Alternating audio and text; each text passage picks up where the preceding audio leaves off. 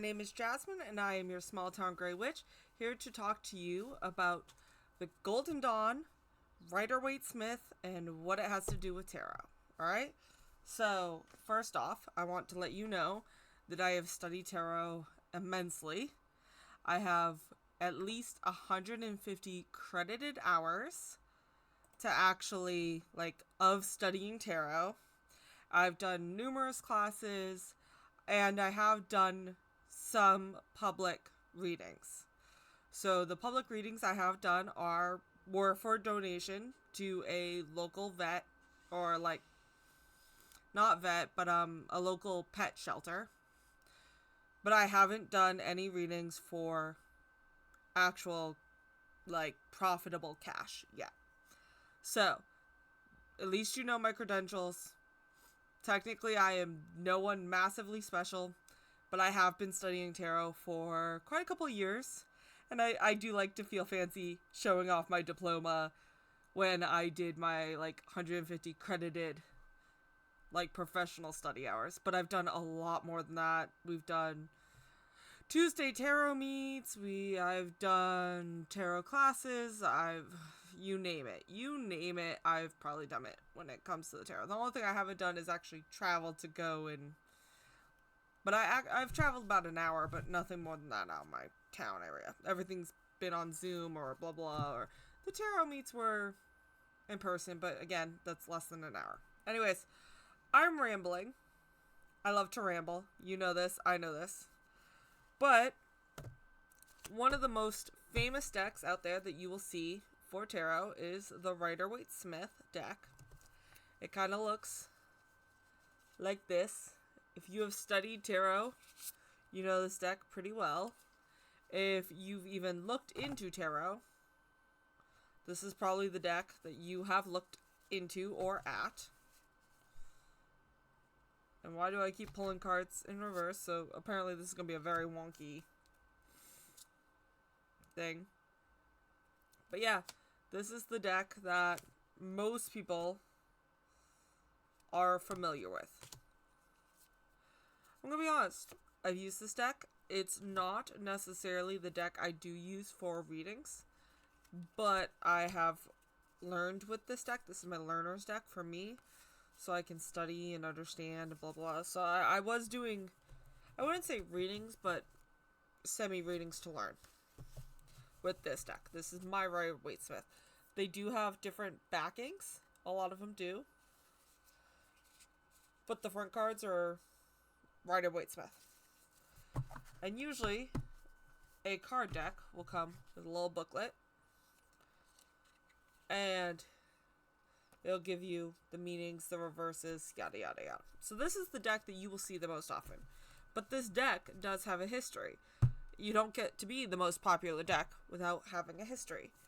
And this all ties into the Golden Dawn and Rider Waite and Smyth. The three people who semi-conducted this deck and put it together. Alright, so we're going to start from basic history of the Golden Dawn. We're going to move into the people who then created this deck. And the people who I think had the most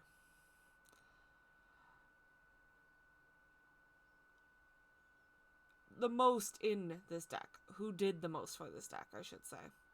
Note, there were tarot decks out there. This was not pulled out of thin air. This was not some crazy new invention. Tarot decks have been out forever. They went from playing cards to tarot decks. Please, please, please go watch my history of tarot and my occult in tarot, because that's the startings of the history that leads into the Golden Dawn. So, why do you keep saying the Golden Dawn? What is the Golden Dawn? Okay.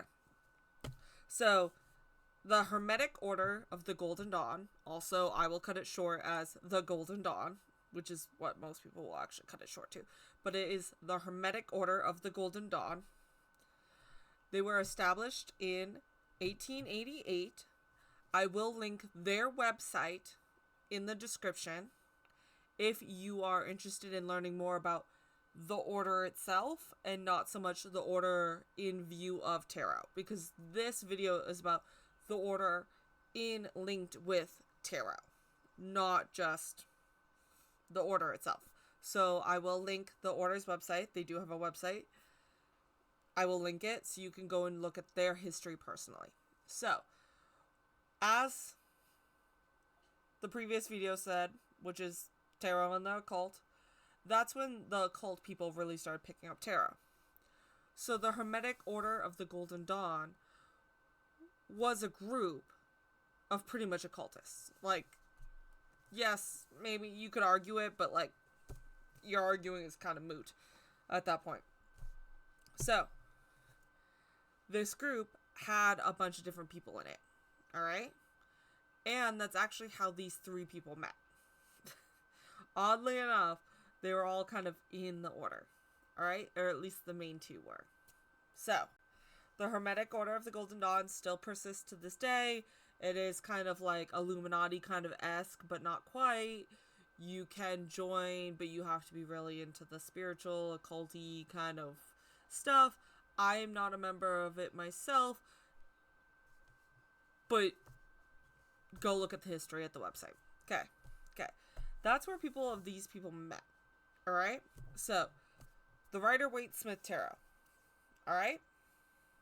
The Rider Waite Smyth Tarot, because that's what we're talking about, is tarot in relation to the Golden Dawn and Rider Waite Smyth. They were all part of the Golden Dawn. Especially Waite and Smith. That's actually how they met. So, let's start with the first name, Rider. Rider was just the publisher of this deck. It was actually the Rider deck. The Rider Tarot deck. But Waite was like, no. I'm the one who came up with this deck. It is all me. F you, you're putting my name on too. Go figure, right? So, Rider was William Rider and Son Publishing.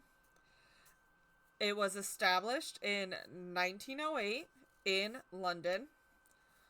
And they were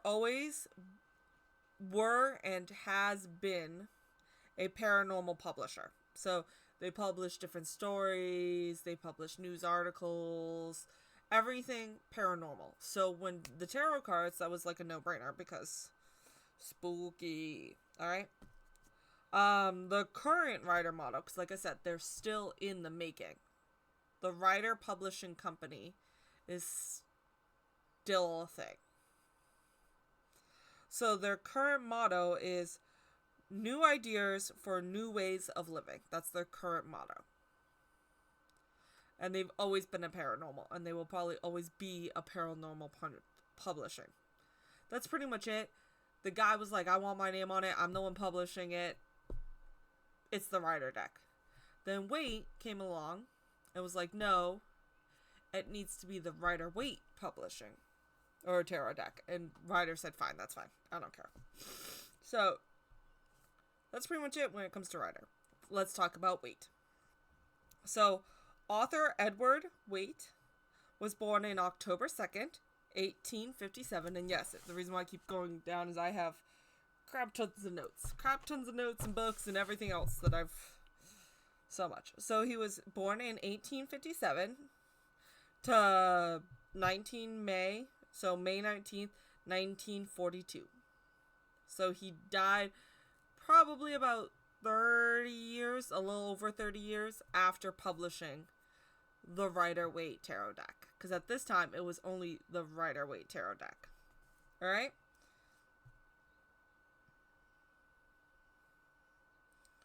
He was... Now, R.A. Gilbert says, and this is a quote from him, that Waite's name has survived because he was the first to attempt a systematic study of the history of the Western occultism.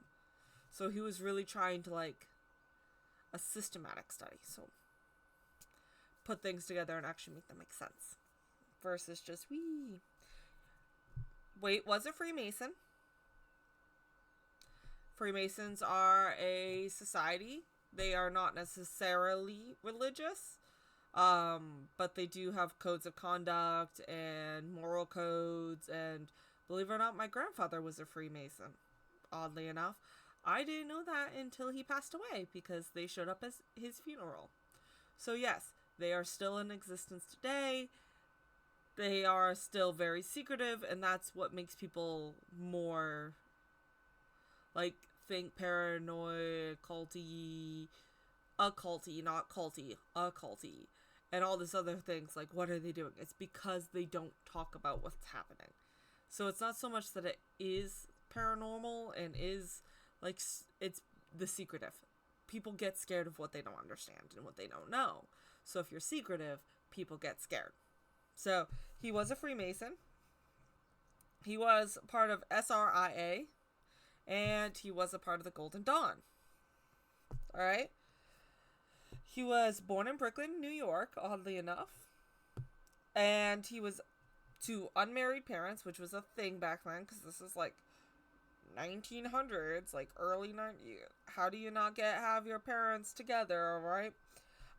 His parents were Captain Charles F. Waite and Emma Lovell. Lovell. Cannot say that word. It's Lovell. Lovell. All right. So the father died when the young mother returned to England. So she took him back to England.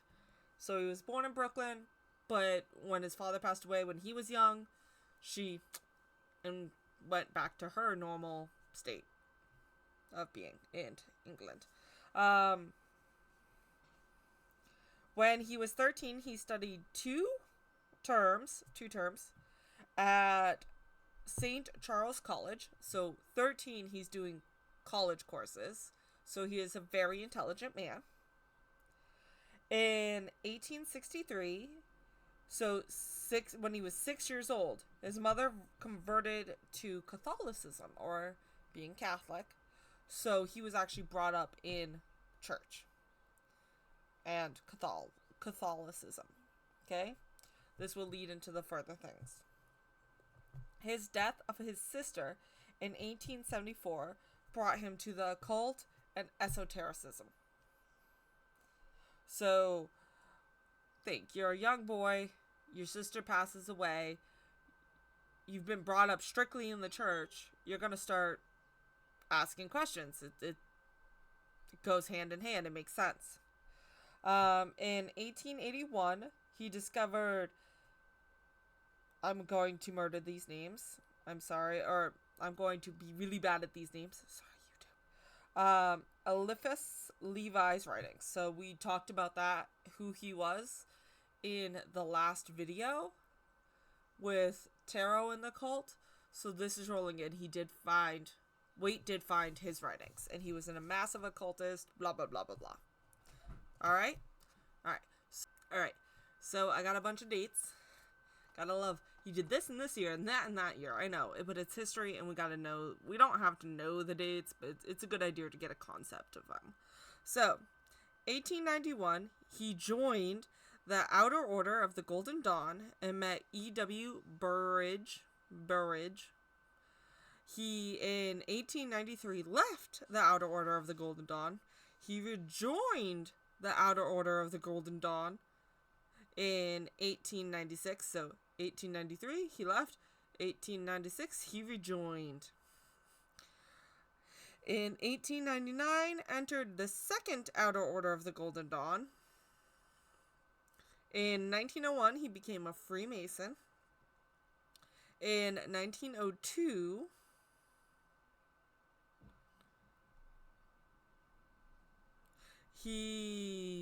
I cannot even read this. He joined a different group that I cannot even pronounce, and I'm going to try to pronounce this the best I can, but I cannot pronounce this. It's Sogritas Rosicruciana in Angelia. In 1903, he founded the Independent and Ratified Order, RRAC. He disbanded that in 1904 1914. And in 1915, he founded the Fellowship of the Rosy Cross, which is, just so you're aware, not correspondent with the one I cannot pronounce. That's like Spanish. Sorry about that. So they are not the same. No, not the same. And then he wrote, during his entire life, he wrote about, I'm gonna sneeze. Excuse me. He wrote about divination, esotericism, Freemasonry, ceremonial magic, Kabbalicism, and alchemy, as well as the pictorial key of the tarot. So, if you look at this guy, he's in occult groups all over the place. He is all about the study of occultism, and he also created the tarot. So, when did he actually create this tarot? Because I just gave you a whole bunch of dates, right? Yeah, I know. So, when did he actually create this tarot?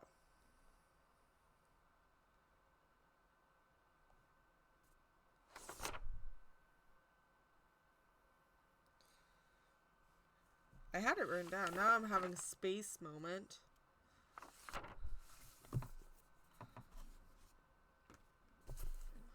Maybe I have... Oh. I'm pretty sure it is 1909. Is when they actually create the tarot. So, yep. Yes, I have full books and stuff like that. I'm just being a poopy head. Yeah, it's 1909. Alright. So, if we look at these different dates, because this is what's important. If it's actually created in 1909, Rider Publishing was just thing in 1908. So, they had 1 year. 1 year of being open. And then this tarot came out. And it was a thing. So, and then you have Mr. Waite here. And right before his stuff, he founded a group. He disbanded the group. Like, that was going on in his life. He's going friggin' group hopping, it seems like that, in his occult groups. So, pretty much, it seems like these guys, as much as they knew what they were talking about, and they were smart, they were not, like... So, who's really the genius between the Rider Waite Tarot behind it? Obviously, he wrote the little book. He totally wrote the little book. He's the one who put the meanings to the words. Alright? But what people clung to were actually the artwork of these cards. Yes, concepts came from Waite. You know? Concepts did come from Waite.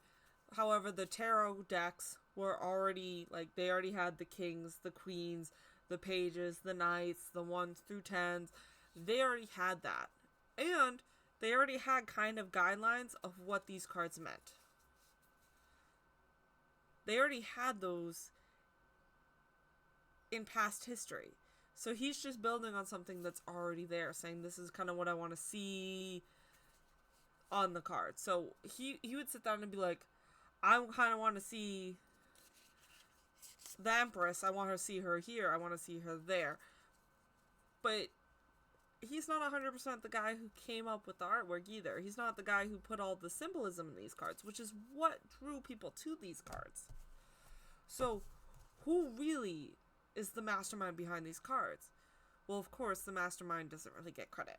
So, as much as we want to give Rider, like, this much credit, Waite, like, this much credit, we want to give Smyth this much credit. But in her day, she didn't get any. And yes, this is going to be like a feminism kind of thing. But it's not about that 100%. It's about giving credit where credit's due. Whether it be a man, a woman, a tree elf. Let's give credit where credit's due, and we did have a funky history. We do have to acknowledge that, and now we're giving credit where credit's due. She's the one who came with the artwork. Now, why is that important? Why is Pamela Coleman Smith, the third name on that, such a big thing? It's because she came up with the artwork. The artwork that people found symbolism in. The artwork that talked to people of the generations. And we are still finding symbolism in the magic in these cards to this day. There's a reason why this deck lasted the way it did. It's that artwork. So let's talk about Pamela Coleman Smith. Now, if you have small humans you're trying to teach about this stuff, I cannot say enough about this book. It's called The Queen of Wands. The story of Pamela Coleman Smith, the artist behind the Rider Waite Tarot deck. Now, technically, this deck is called still the Rider Waite Tarot deck. That is what it's called. It is, if you search it up, it should be the Rider Waite Tarot deck. It is not the Rider Waite Smyth Tarot deck. However, people nowadays who understand her story have started calling it the Rider Waite Smyth Tarot deck to give credit to where credit is fully due. Alright? So, and this book is by Kat Willett. It is very kid friendly because it is, like, that is probably the most on any page. Obviously, you're probably not going to read this to your 2-year-old. But, like, very pictures, very kid friendly. I love this book. I can read it in probably one night. But it is just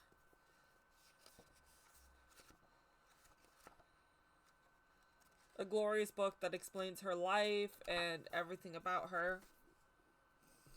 She was kind of weird. So let's talk about it. So, Pamela Coleman Smith was alive between 1878 and 1896. She was born in Middlesex, England, in February 16th, 1878. Her parents were Corinne Coleman Smith and Charles Edward Smith. Her parents were together. Her parents traveled a lot. They traveled to Jamaica, they traveled to America, they traveled to England. It was actually believed, even if they didn't have a DNA test, that her mother, I believe it was actually Jamaican, which is where you get, like, her darker skin, her different hair kind of situation going. So she was definitely kind of a new-ish person. She was definitely kind of African-ish or dark-skinned, which is cool. Like, that's her business. Well, not her business, but, like, you get what I'm saying. It was just interesting to see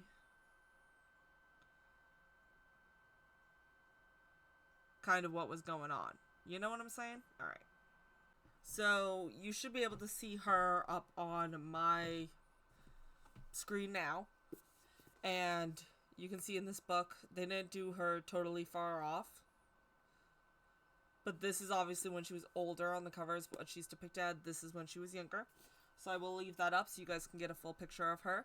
It was that her mother was Jamaican and her father was, like, American and England. So they did travel a lot. During their travels, they were very thespianism. Not lesbian, thespian, so people of the theater. And they were very big into theater-esque things.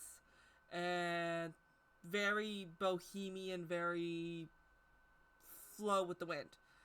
But the issue with that is they did leave Pamela with other people. And you could say that was a good thing or a bad thing, however you want to say, but she was in caregivers' arms most of the time. She wasn't always with her parents. So, some of the caregivers were the people also of the stage. So, she was left with Dame Ellen Terry, Bram Stoker, also known as Dracula at that time, and Henry Irving. So those were some of the people that she was left with. Just, they watched her, they cared for her, they fed her, they made sure she was all good in the hood. She learned a lot about theater, a lot about expressing yourself, a lot about kind of flowing with things, yada yada yada.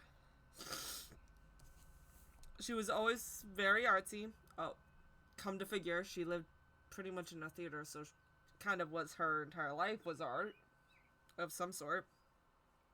And obviously she was into theater, so it kind of comes with that whole process. At 15 years old, she did go to the Pratt Institute in Brooklyn, and she was also very intelligent, so she was also to be known as a prodigy. Like, that's what people were calling her. So she went to college when she was 15 years old, and she was known as a prodigy. So obviously she's going to hook up with smart people. Just like I said, Ryder was going into college early, so was she. Her mom came ill, but she left college without a degree, sadly. So her mom was very ill. Her mom was in Jamaica, and she left college without a degree to go take care of her mom. In Jamaica, she became a teacher and was teaching a whole bunch of people different things, blah blah. Her main favorite was folk tales. She would teach a lot of folk tales during this time, Jamaican folk tales. And in 1896, she actually published a collection of Jamaican folk tales or fairy tales in the Journal of American Folklore. So she actually would send her stories, and it was a complete collection. She sent it over to the American Folklore, and they published it, which I thought was pretty cool. So she was always a storyteller. She was always really into folklore, imagery, symbolism, and she got semi paid for it. Her art brought her back to Brooklyn because that's where she could sell it. So she would create a whole bunch of art, and then she reunited with Ellen Terry, who was one of her caregivers when she was younger.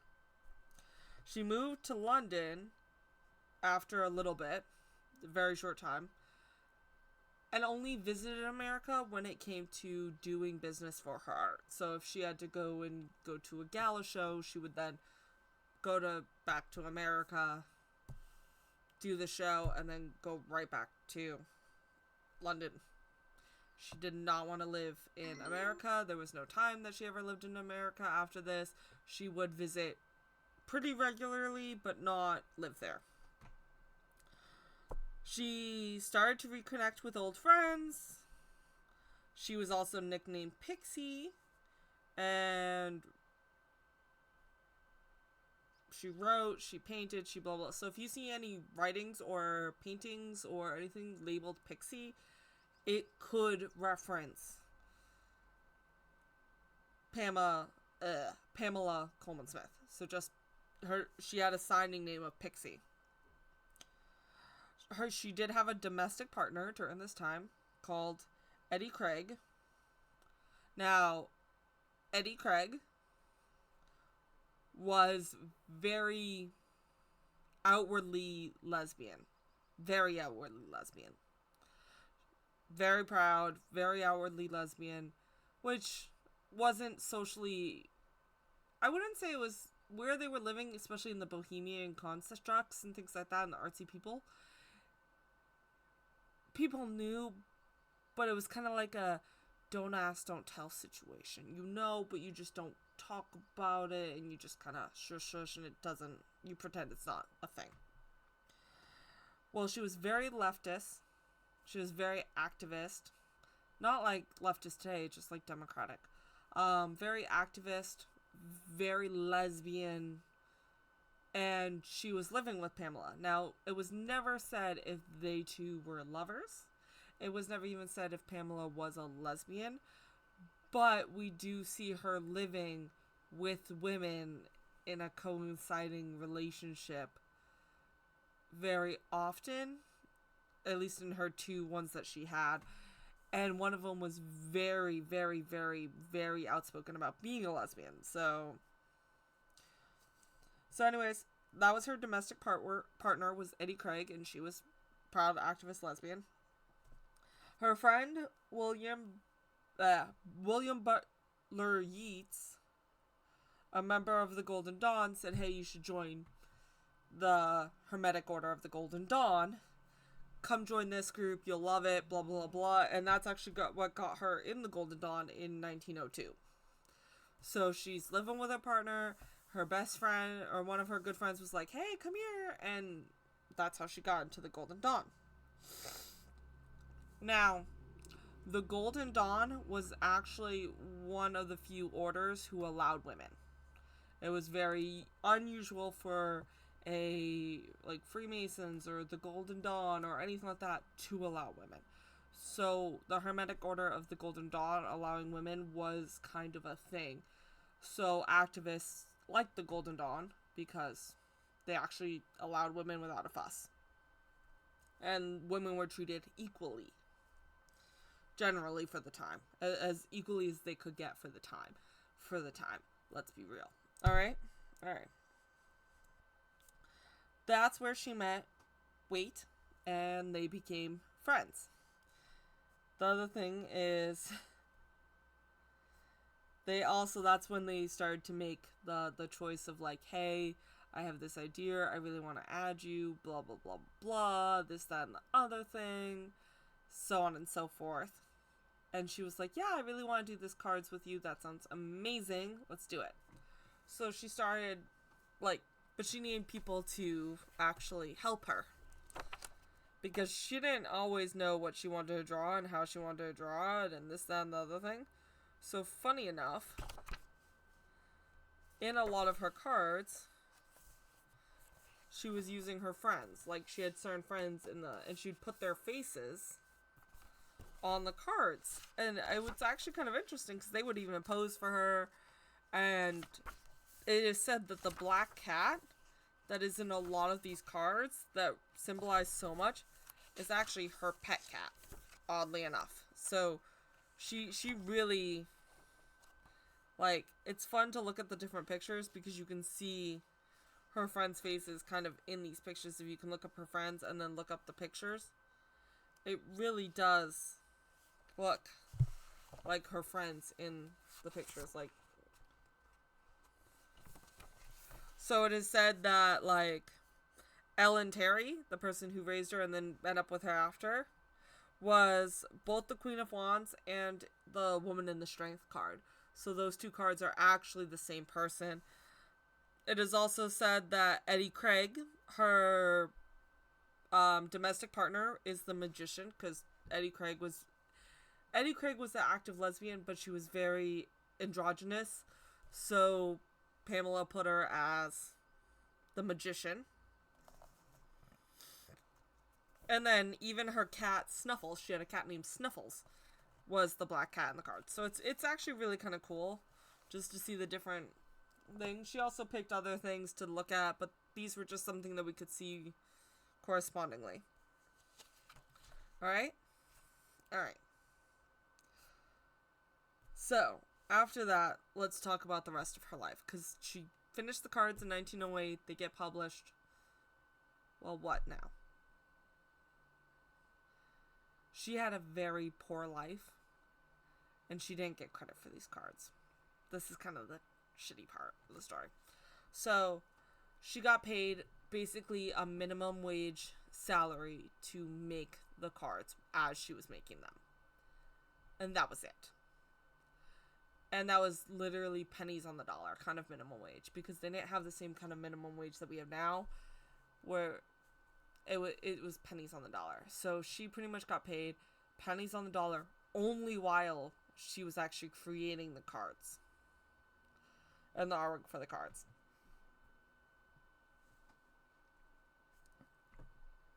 Just to give you a kind of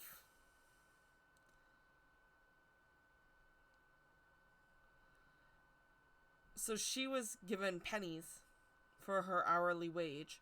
However, the deck itself was being sold for about 5 shillings, which is one normal person's day of work back then. So, say I make $10 an hour, I do 8-hour shift, that's $80. And God knows we probably don't even do $10 an hour now. Like, most minimum wages is like 12 to 15, but 10 is a nice easy number for math. So I'm doing 10 hours a day for 8 hours, or $10 an hour for 8 hours. That's $80. This deck cost $80, and she's making probably 5 off of the deck. That kind of gives you a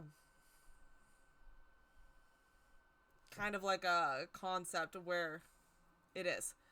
So she probably made, and she's not getting royalties, so she's not actually making enough off of each deck that's sold. That's not what, she's not getting a percentage off of each deck that's sold. She got paid the $10 an hour to make the deck. If that's minimum wage, that's what she got. She got paid $10 an hour to make the deck, and then peace out. So pretty much she got a basic day's wage to make the deck, depending on how many days it took her. Alright? Like we said, it was originally titled Rider by the publisher, and then Rider Waite. And it's still technically only the Rider Waite tarot deck. It's only people like us, now that you're a part of the group, because you know these things, that are, we call it the Rider Waite Smyth, to then incorporate Pamela Coleman Smith's tribute to the deck.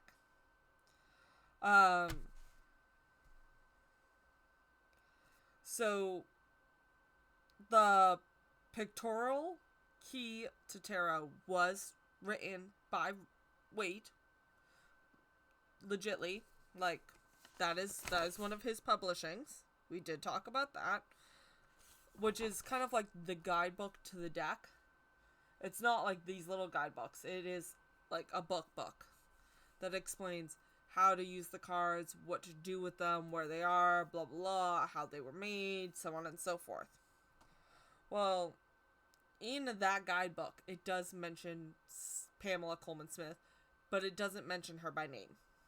It mentions her in one way, and I'm going to read it. A young woman artist who created the deck based on Waite's instructions. That's it. She's a young woman who created the deck based off of Waite's instructions. She put so much into this deck that he didn't think to add. He was like, I want a lady, I want her sitting on a throne, I want her to be hiding in the darkness. And she added all those little elements, all the symbolism, all the cat, the moon, the this, the that, the other thing, that gives us the magic of these cards. She added all the little extras, not him. So yes, generally his idea. Little details, all her. And he pretty much said, she helped create the deck via my instruction.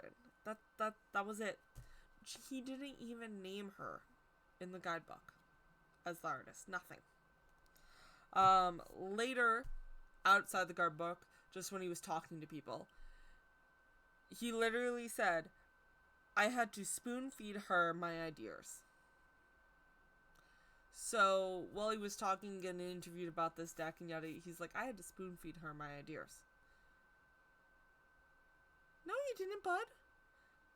No, you didn't. You didn't come up with, like, half of the imagery on these cards. Like, she did all the little details. Like, you just gave her the basic idea. You gave her the overall construct. She's the one who put in all the little details. But it really just shows how much he kind of pushed her down. It was all about him.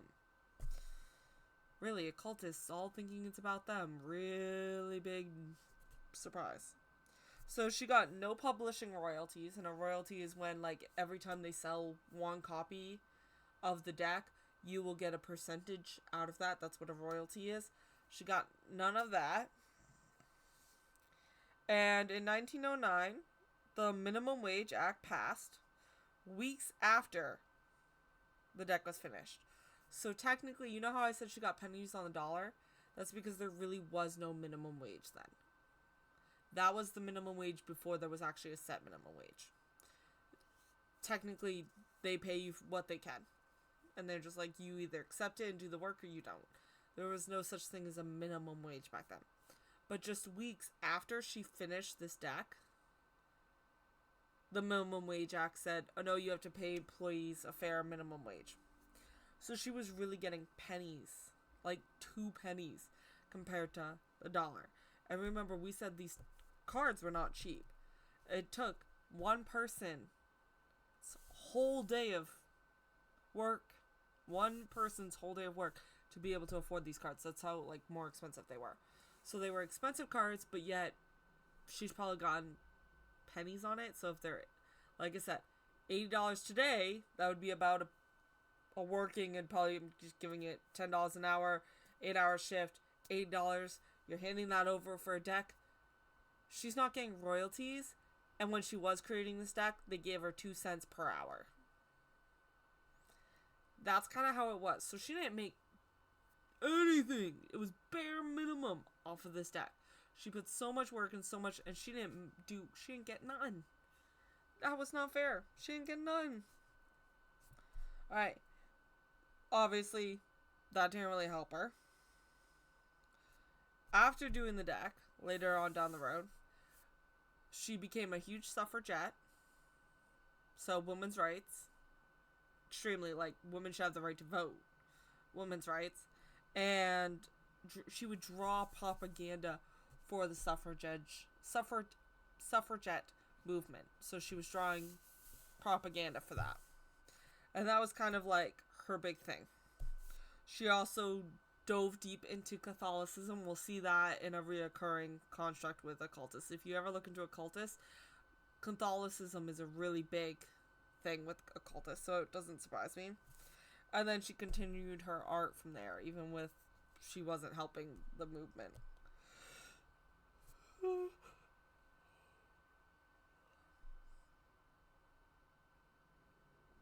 So, at 36 years old, she became a recluse, so she kind of pulled back from the suffragette movement and being out on the streets.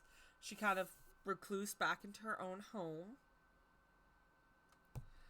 But she would host parties, and this time was during World War One.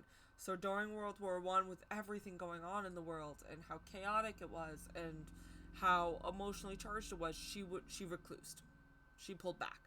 And she would have parties during World War One with select friends. So she'd pick her artsy, bohemian, theater-esque friends and pulled them in.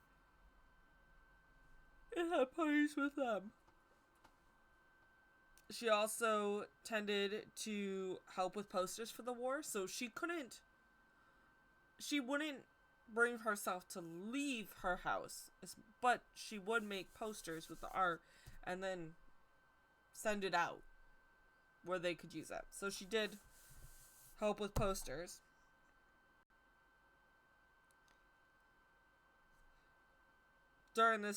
Before this time, I should say, she kind of got a separate roommate. She didn't want to be around Eddie Craig anymore. She's still very fond of her, still friends with her, but not so much living with her.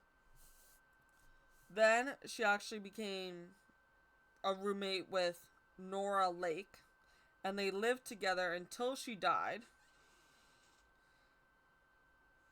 So this woman pretty much gave her life to Pamela, and Pamela gave her life to Nora. Again, there is no proof of lesbianism, but it is highly suspect. But again, it was one of those don't ask, don't tell kind of situations back in the day.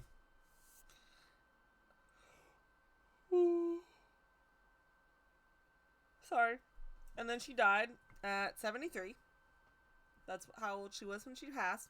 And she was buried in a Catholic cemetery in Bude. However, she was in an unmarked grave, so they did bury her in an unmarked grave in the Catholic cemetery. And no one knows where she was actually buried because the church actually caught on fire several years after she was buried, and all records of the location of her burial were burned. And that's kind of her life.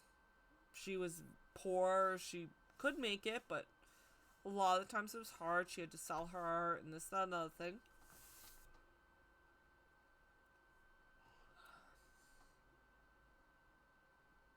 But her art stood out for what it was. And oddly enough, she had an unmarked grave. I have no idea if it's because she couldn't afford a headstone, or if it was due to her relationship status, or why they didn't give her a gravestone. I have no idea. It doesn't 100% say. She was just put in an unmarked grave. It could be space. It could be anything. Like, let's be real. They just like to shove bodies in the ground back then. So she was put in an unmarked grave, and then the fire got the records. So that is the story of Pamela Colman Smyth. Now, I'm giving you the history of tarot. So, oddly and obviously, it is good to know who created the tarot and things like that, their history, who created it, how was their lives, so on and so forth. It is good to have that. But how does it relate to this tarot itself? So, we've already slightly gone over this. She painted her friends and her life in these pictures. So, Rider was the publisher. Waite might have said, I want a person on a chair for the Queen of Pentacles. I want her holding a pentacle. He gave very basic instructions. But if you look at this, just in this, there looks like to be pears or some sort of plant on the throne. It does look like there is a goat's head by the hilt.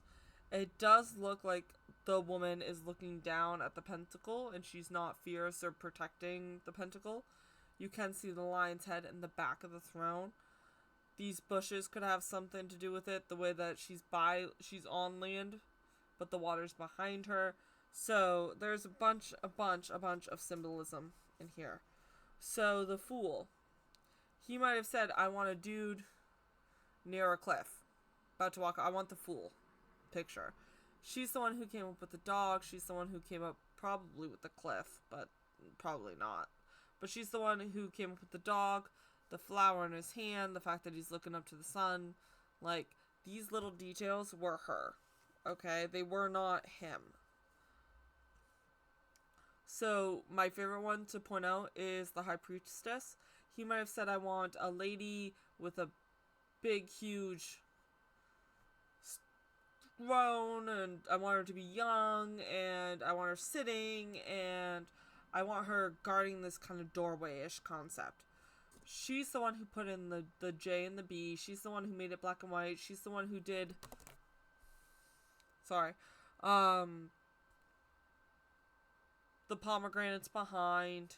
Like, she's probably the one who made the person holding the Torah, the moon at the feet. Like, she's the one who put in the little details, if that makes any sense.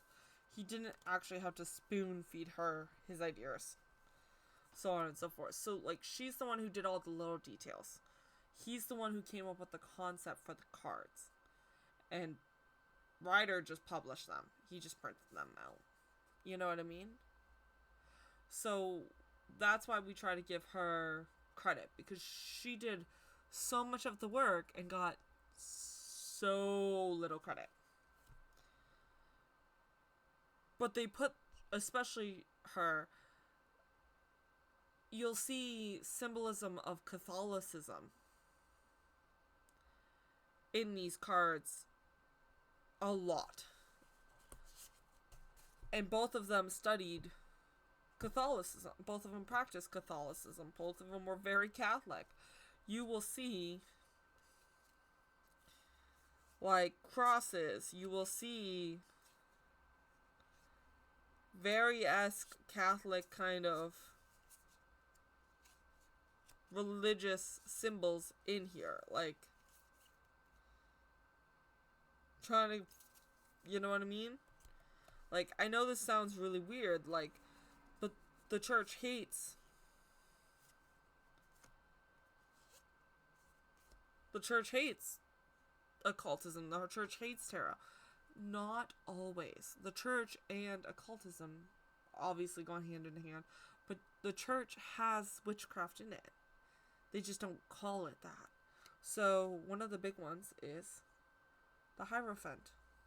The Hierophant is also known as the Pope in some cards. Not in this deck, but in this deck it's known as the Hierophant. And you can see him holding, like, he has crosses on his thing. He's holding religious symbols. Like, that's the thing. The Lovers have an angel above them. Like, not a heart, an angel. You'll see an angel and, like, a devilish creature in this one. So the devilish is kind of going down. You'll see an angel in the corner. You'll see so many angels in these things. One of my biggest cards that you'll see something is the actual devil card. Does it actually refer to the actual devil? No. But in Catholicism, the devil is anything you have to break the bad habit of. Your sinful traits. Which is kind of what this card means. So, like, you'll see a bunch of Catholic concepts in these cards.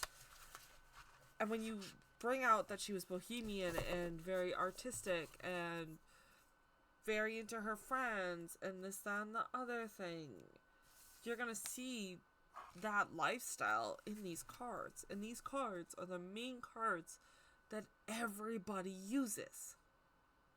This is the most known deck in the entire world right now. Like, that is the deck that 90% of people use. If you go to a tarot class, this is the deck. If they pull out a deck, they're going to pull out a bunch of decks, hopefully. Hopefully they would show you a bajillion different types of decks and how to use them and blah, blah, blah. But if they want to go over what each card means, this is the deck right here that they're going to start off with. And they're going to go over the symbolism and how to read these cards and blah, blah, blah. Because this is the standard deck right here. This is the deck that everybody's using. And if they're not using this deck, they at least know how to use it. So that's why it's important to know the back history, because you can see it in the cards. You can see it in them. I'm gonna go over, I have one more history video with the Thoth, blah, blah, blah, deck and Aleister Crowley, because that is also like this very well known deck. And then I want to go into what each card means. And if you have a deck, and especially if you're new, but even if you're older, and when I say old, I'm not talking age-wise, I'm talking about practice. So if you've been practicing for a short time, definitely. If you've been practicing for a long time, it's always good for a refresher. And we're going to go through each one of these cards and their meanings. And then we're going to go over the symbolism in them. Not just their meaning, but what symbolism we can see in them. We're going to go over the Fool's Journey and every single card.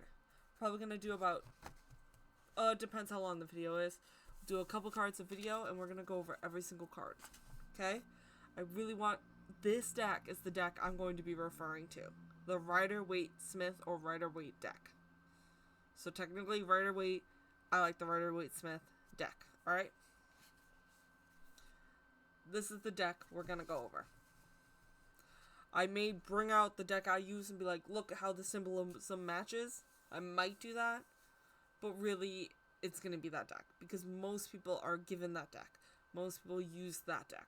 And that's a really good deck to start off with. And then you can advance and move out and see what else you like from there. Alright? I love tarot. If you can't tell, I really love tarot. I am hoping to share this with you too. In the comments, let me know what you want to learn about tarot, or your favorite card in the deck. Alright? I want to know those things about you, because I have mine, but I love seeing how we're all different. Alright? Other than that, if you like what I'm doing here, share this so your friends can see and you can all learn together. We can always all learn together. And subscribe so you don't miss the next video coming up about this. Alright? So like it, let me know you're enjoying it. Share it with your friends so we can all learn. And subscribe so you know when the next one's coming. Alright? Other than that, most importantly, as always, go do magic. Bye, guys.